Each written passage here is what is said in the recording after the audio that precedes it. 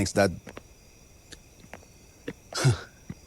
Sang asayang atoy na yun, nabibigyan mo sila ng blessing ni Audrey. He's an idiot para isipin na hayaan natin maging sila. Malalaman at malalaman ni Audrey ang ginawa ko. I just hope na hindi ko pagsisiyan ang desisyon ko. Kita-kita ko pa naman ang saya sa mukha niya.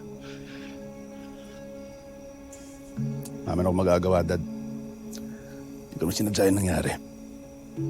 Tinuluyan mo na sana yung atoy na yun noong pa. Na wala na akong iniisip ngayon. Puro na lang problema binibigay mo sa akin, Red. Let me correct my mistake. I can kill him now. At ano? Mangungulila sa ama ang apo ko.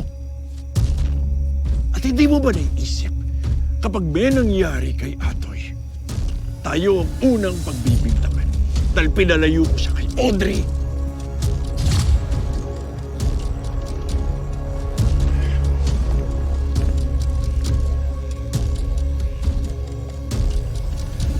Let me remind you,